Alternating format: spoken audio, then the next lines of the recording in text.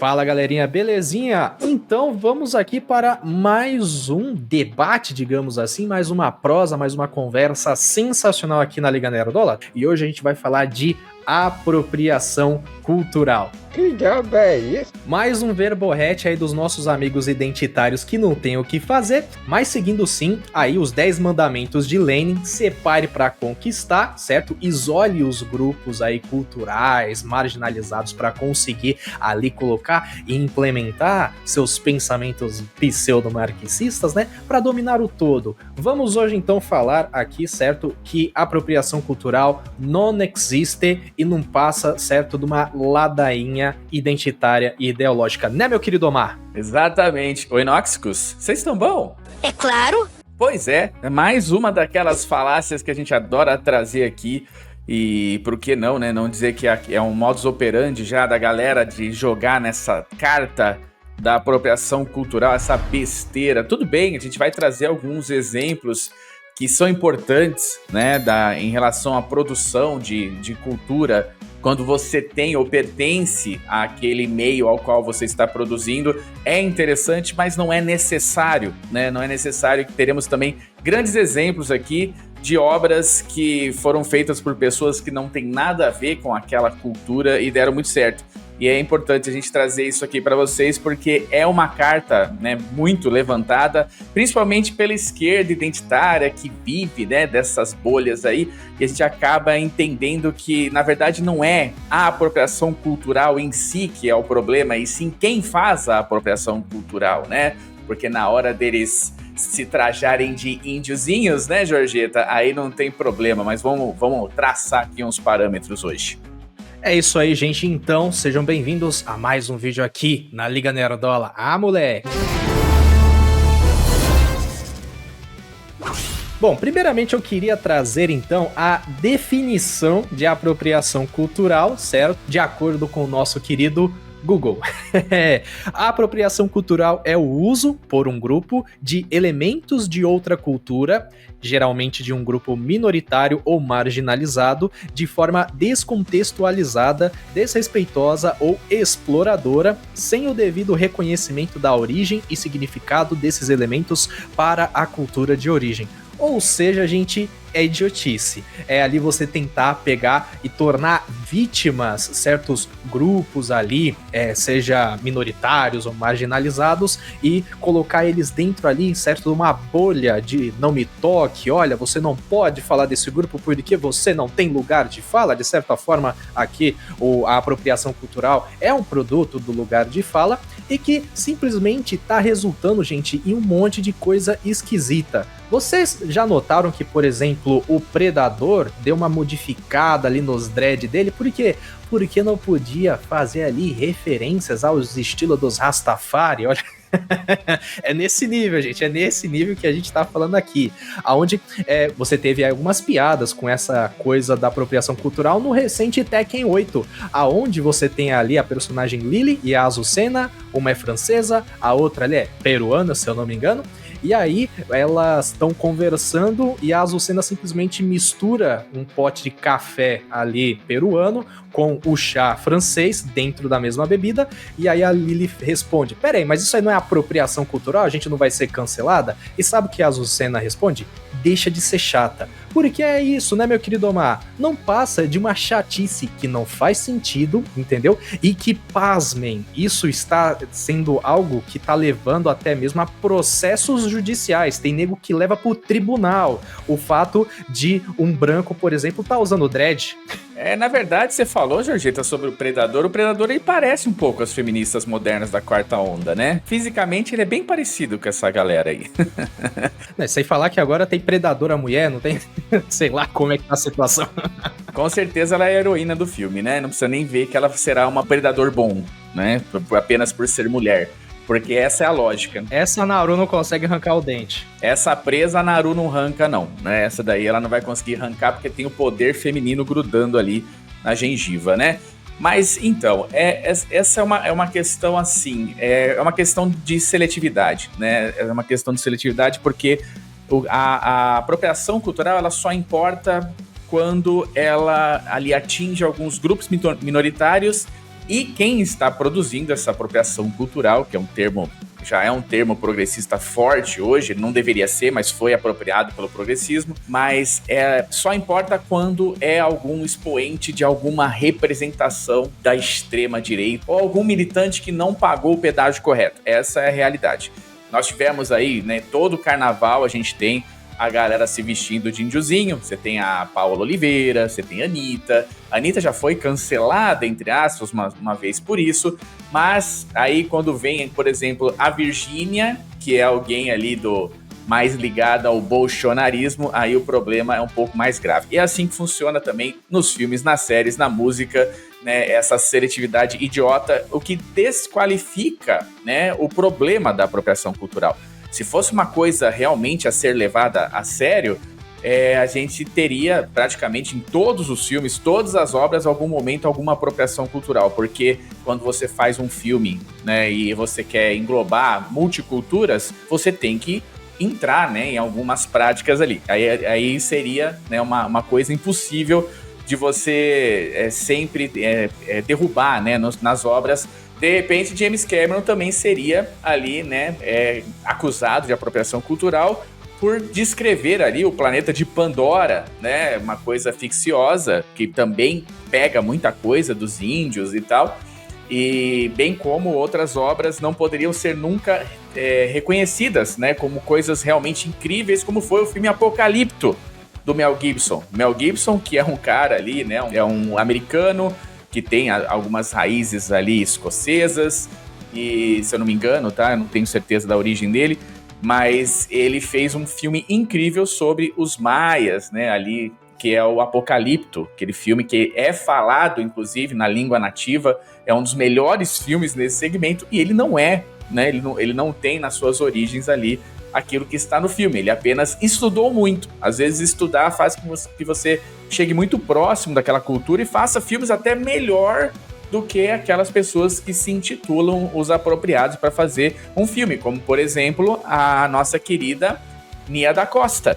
Até agora, ela sempre nos filmes dela, ela tenta colocar algum tipo de cultura negra nos seus filmes, mesmo que isso não tenha nada a ver com o tema. Só que ela não faz bem, né, Georgeta? Ela não consegue encaixar isso bem. Então, existe também uma questão aí de competência para fazer isso. Vamos fazer isso direito, né? Você estaria desqualificando também o Steven Spielberg, que fez A Cor Púrpura. Então, quer dizer que o Steven Spielberg só podia fazer A Lista de Schindler, né? Que como ele é judeu, ele só pode fazer filme de holocausto. Ele não pode fazer um filme como A Cor Púrpura, que foi um filme incrivelmente bem executado, muito melhor do que o remake que foi feito por alguém que pode fazer. A competência às vezes importa mais do que o próprio conceito de apropriação cultural. Na verdade, virou mais um daquelas frescuras, daquelas chatices progressistas que ninguém aguenta mais, né, Georgeta? Pois é, cara. E você citou alguns exemplos muito interessantes. Eu também peguei aqui alguns exemplos de pessoas que se apropriaram aí das culturas alheias e que conseguiram ali conceber excelentes obras, como por exemplo o James Clavell, que escreveu Shogun, foi adaptado pelo FX aí em uma excelente série, certo, gente? Fica a recomendação, vejam Shogun lá na Disney Plus, pasmem, é uma das poucas séries boas que você vai ter lá no Disney Plus. Mas olha só que interessante, Tolkien nasce na África do Sul, vai para a Inglaterra e ele pega ali toda a inspiração da cultura ali dos celtas, germânicos, ingleses e afins, e ele concebe o mundo da Terra-média, né? Ou seja, um sul-africano que se apropriou ali da cultura inglesa? Não sei, acho que não, né? Mas, por sua vez, Peter Jackson, que é neozelandês, pegou e gravou Senhor dos Anéis na Nova Zelândia, entende? Mas você não enxerga ali, né, nenhum elemento ali maori ou afins em O Senhor dos Anéis, a não ser ali durante a promoção do filme, né, que teve pré-estreia, teve alguma coisa lá na própria Nova Zelândia, aonde o Peter Jackson, por sua vez, trouxe ali elementos da sua cultura, mas no produto em si, ele não meteu o dedelho, não, eu vou trazer aqui um maori pra fazer o Aragorn, não. Mas outra coisa que a gente traz aqui também, voltando aqui pro ocidente, que tal falar um pouquinho do Stan Lee, que criou milhares e milhares de personagens, dentre eles ali, o nosso querido Pantera Negra, olha só que coisa louca, mano. o Pantera Negra herói surge anos antes do movimento dos Pantera Negra. Então eu acho que quem poderia estar processando quem aqui por plágio não é a galerinha aí, certo, dos movimentos da mãozinha cerrada pra cima, né? Outro exemplo também que eu trago aqui também, pô, os japoneses são bravos também nesse quesito de explorar ali culturas externas, né? Hoje a gente tem diversos animes aí com temática de fantasia, mas o nosso próprio Hayao Miyazaki, por exemplo, ele já explorou ali, certo? Contar histórias fora do eixo nipônico, como por exemplo o Castelo Animado, que é baseado num livro escrita lá por uma autora, não vou me lembrar nem o nome nem a nacionalidade, mas você está vendo aí na tela. Por sua vez, o Hayao Miyazaki estava se apropriando ali da cultura ou estava fazendo um dos melhores filmes da carreira dele aí? Não sei. Mas eu tenho um exemplo maravilhoso, Omar. Esse é dos videogames. Prince of Persia, isso mesmo, obra aí do nosso querido Jordan McCaber, eu acho que é assim o nome do nosso consagrado, que, bom, ele cria ali, né, uma stratagema, um jogo de plataforma, faz um sucesso desgraçado, depois a gente teve, né, o reboot da franquia lá no PlayStation 2 com The Sands of Time, que foi, né, um arraso, né, na época, e a Ubisoft quer fazer um remake agora de Prince of Persia, já foi anunciado, sai ano que vem, mas este remake foi anunciado depois de um desastre, né? Outro projeto de remake que foi o quê? Um Prince of Persia que vai ser feito por pessoas da área da Pérsia, por pessoas que são da cultura escambau todo. Lançou-se um trailer e o que você viu? Uma tosquice extremamente datada, feia, entendeu? Gráficos horrendos, negócio parecia rodar ali num iPhone primeira geração, tá ligado? E todo mundo desceu lenha. O projeto foi cancelado e realocado agora para, digamos, a equipe mais competente da nossa querida Ubisoft. Porque no final das contas, cara, eu não consumo digamos assim, o processo. Eu consumo o produto. Então, caguei se o diretor é neozelandês, eu só quero que ele faça um excelente trabalho. Caguei se a banda que tá tocando ali, sei lá, pagode é coreana, como a gente tem uns exemplos aí. Penoré, caipirinha, água de coco, cervejinha. O próprio André Matos falava, né, cara, que, mano, a gente tá aqui no Brasil, ele na época que participava do Angra, que Deus o tenha, né, e ele falava, olha, a gente não vai fazer aqui rock, né, heavy metal em português, porque não combina, tem que ser em inglês, da mesma forma que pagode, que já não é lá essas coisas aqui em português, né, não vai prestar tanto se for em inglês, concordam comigo? Claro, né, mas, de certa forma, eu acho muito interessante essa questão, principalmente dos grupos minoritários que a galera diz defender, é aquele meme, né, cara, eu não estou sendo ofendido, cala a boca, eu estou te protegendo. Nós temos um exemplo muito interessante, vocês estão vendo na tela, do Will Wheat, lá da Prague University, onde ele fez um experimento prático que é o seguinte, ele se vestiu ali de um chinês estereotipado e também ali de um mexicano estereotipado, e ele saiu na rua e ficou perguntando para as pessoas: a minha roupa te ofende? E aí, cara, os normolas, galera que já tem aí a cabecinha, né, meio corrompida pelo identitarismo, pegou e falou, veja bem, não é a sua cultura, você está estereotipando, você está colocando aí estigmas em cima de um povo tão sofrido. E aí, sabe o que ele fez depois? Ele foi vestido de chinês para Chinatown e ele foi vestido de mexicano para bairros ali dos mexicanos. E adivinha? A galera adorou o cara, brother. Ele chegava para as pessoas, pô, essa roupa aqui te ofende? E o cara, não, na verdade você está vestido muito bem, parabéns. Entendeu, gente? Então tem esse outro fator também. Só quem liga para a apropriação cultural são pessoas que estão aí tentando ter um desempenho político, ideológico, ou transformar ali culturas em verdadeiros palanques, porque na moral mesmo, não tem esse negócio, cara, principalmente porque é um fator extremamente limitante. Como assim? Se eu sou brasileiro e eu não posso contar uma história que se passa na África, eu não posso contar uma história que se passa no Japão, na Rússia, nos Estados Unidos, como assim? Eu só posso falar daquilo que está aos meus arredores? Isso é muito idiota, gente. Isso não faz o menor sentido, principalmente para movimentos negros nos Estados Unidos também, os movimentos lá. Nós temos o Blaxploitation, que misturava disco com Kung Fu, tá ligado? E ninguém reclamava, porque o negócio era maravilhoso. Entendeu, Amar? Então, é um negócio que não faz sentido. Já dá pra cravar aqui, ó. Non existe. Non existe. E o melhor que fica aquele negócio do que não existe a cultura branca, né? Tudo é em detrimento da inexistência da cultura branca. Eles insistem em dizer pra gente que não existe a cultura branca, nós nunca produzimos nada, né? Falou lá a Patricinha com a camiseta do Ele Não, com a franjinha papai ausente, no seu iPhone, comendo no McDonald's, depois tomando um café na Starbucks. Esse é o tipo, né, de pessoa que acha que acredita, inclusive, Georgeta, que existe o Wakanda, tá? Tem muita gente que acha que o Wakanda é um lugar que realmente, fisicamente existe, tá? Então tem muito disso também. Isso vai matar a cultura.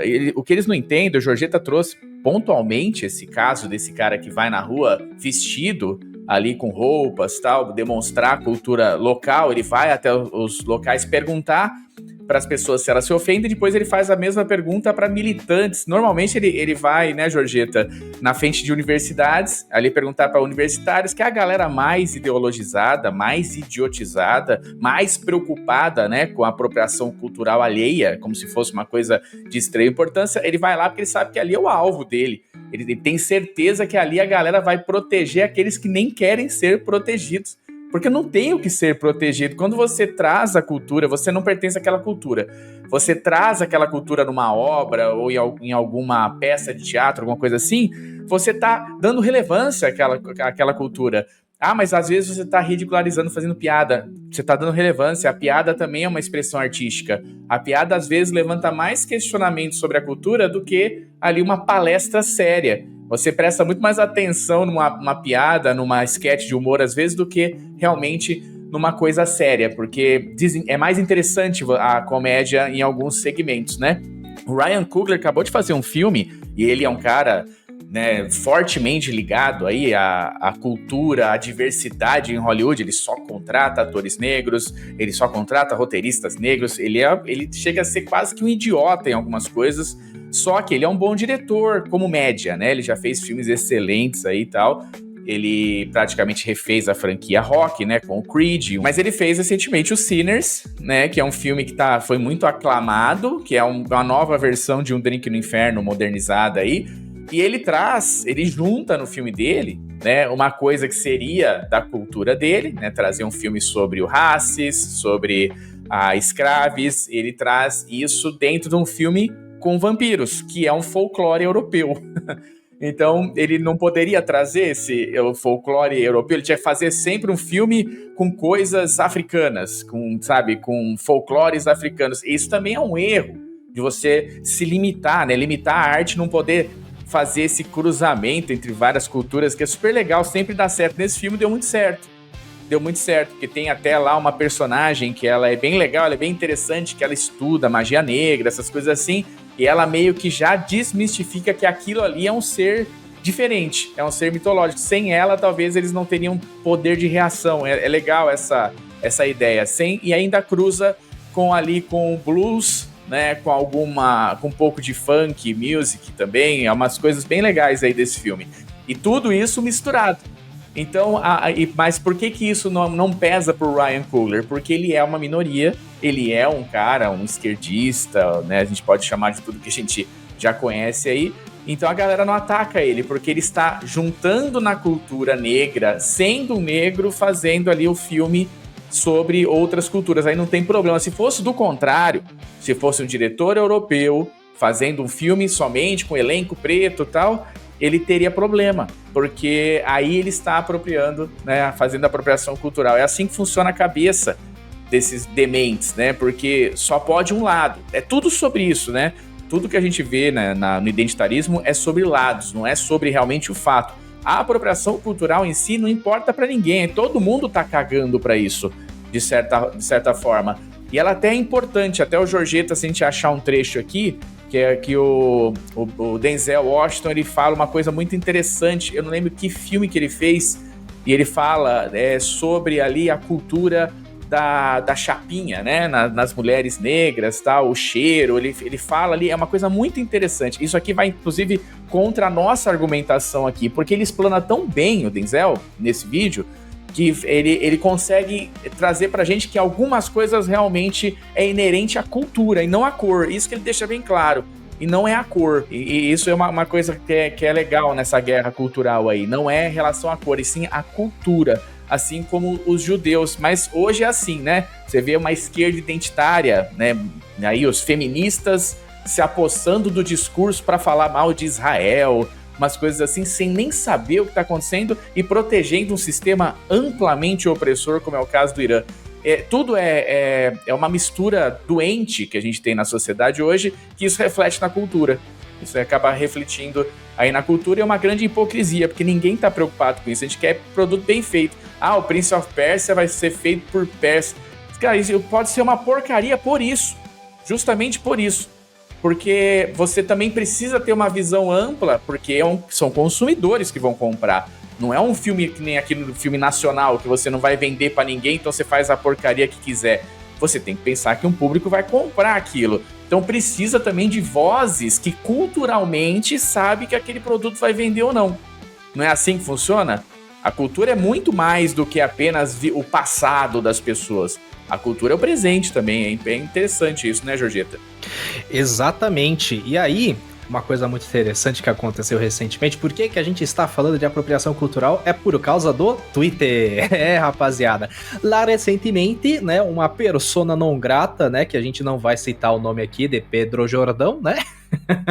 Pegou e falou, obviamente, ali, certo? Essa obviedade que a gente acabou de explanar pra vocês aqui, gente, de que a apropriação cultural é idiotice, não faz sentido. É, sim, ali um vitimismo aplicado na cultura para favorecer uma posição ideológica. O Omar tinha comentado, né, toda essa questão aí, né, de transformar toda a cultura, todo o grupo ali em palanque, né, político. Eu lembro de um canalha chamado Saul Alinsky, responsável aí por boa parte desse novo pensamento marxista que nós temos aí da nova era, e ele falava o seguinte, mano, o problema, entendeu, é a revolução. É isso mesmo.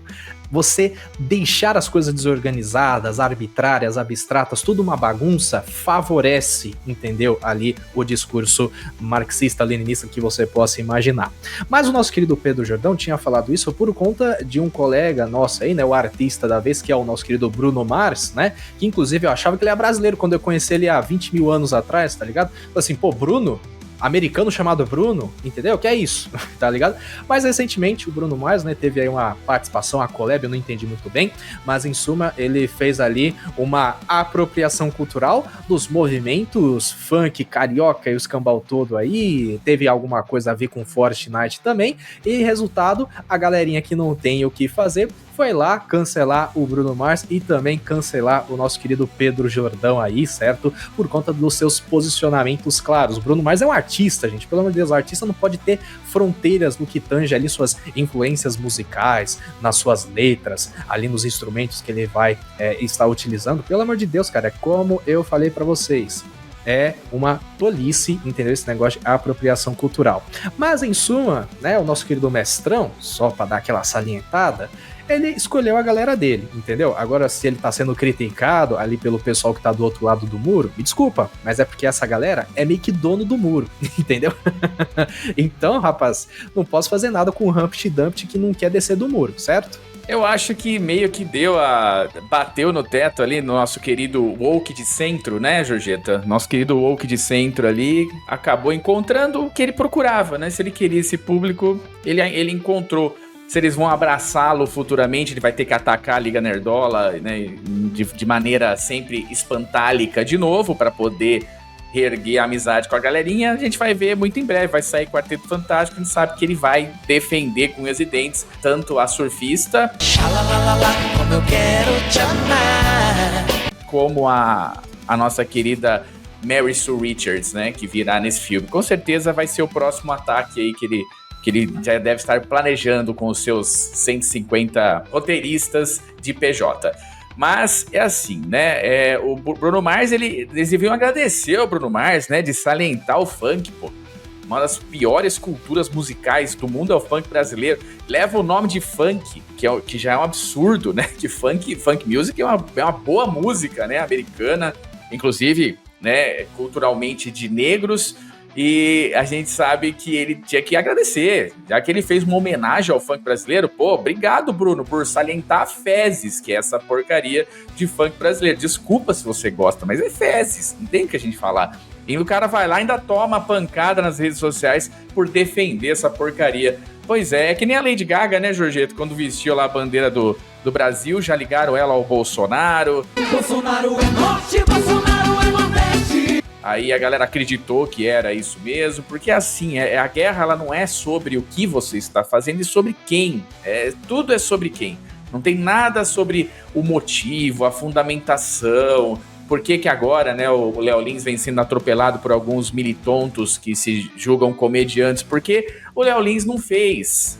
Se ele fizesse, não teria problema nenhum, nunca seria ofensa, teria motivação, seria arte. Então tudo é sobre isso, tudo é sobre, na verdade, aí a apropriação cultural é uma tremenda de uma balela que inventaram aí pra encher o saco, pra criar conteúdo, e acaba dando certo, né? Estamos aqui fazendo conteúdo, né, Jorgeta? Ué. Pois é, cara. E eu vou dizer pra vocês, ainda não vi, né, essa petardo musical aí do nosso querido Bruno, mas provavelmente deve ser muito melhor do que muito funk por aí, tá ligado? Mas ainda bem que nós temos aí veículos de mídia, né, como a Globo News, para poder pegar e salientar aí que a Lady Gaga não estava, né, fazendo nenhuma referência a Bochochô, porque, né, o povo é meio muito idiota, né, realmente todo mundo acreditou que aquilo era verdade, mas é a vida, né, cara, não tem mais o que ser feito nesse quesito. Mas eu creio, meu amigo Nerodola, que você agora entendeu os pormenores dessa questão, né, da apropriação cultural ser uma tremenda de uma idiotice, porque sim, o artista, ele tem o direito de explorar a cultura que ele bem entender, seja de forma pejorativa, ali tendo realmente a intenção de ofender, porque a arte dá esse espaço para ele. Ou até mesmo ele querer explorar uma cultura da forma mais respeitosa possível, como os diversos autores aqui, diretores e afins que a gente trouxe aqui para vocês também, certo? Mas a gente quer saber a sua opinião. Comente aí abaixo a respeito, então, de apropriação cultural. E aí, existe? Não existe? Vamos brigar nos comentários, né? Como todo bom Nerodola faz. E não se esqueça de seguir o Jorgetinha lá no Oraplay, nosso querido Omar também lá no Nerd de Família, certo? Deixa o like, confere sua inscrição, confere o sininho, certo? E a gente se vê em nosso próximo bate-papo. Claro, e agradeço mais uma vez, né? Mais uma semana, né? Mais um vídeo de muito sucesso, né? Esperamos, deixa o like aí. E acho que a semana que vem já teremos nosso terceiro integrante de volta da bancada. O Elvis já está bem, já está em casa, operadinho. E logo ele volta com a gente para adicionar aí aos comentários, até porque ele, como, né, o preto da bancada, daria aqui com certeza alguns pontos muito mais efetivos do que nós, né, porque ele tem lugar de fala. Puta merda. Mas muito obrigado e a gente se vê aí na próxima semana e também dá uma passada nos canais nossos também, Nerd Família, Jorgeta da Play e também nos canais da Liga aí como Heróis e Mais, tá bom? Muito obrigado! Falou, galerinha! Tchau, tchau!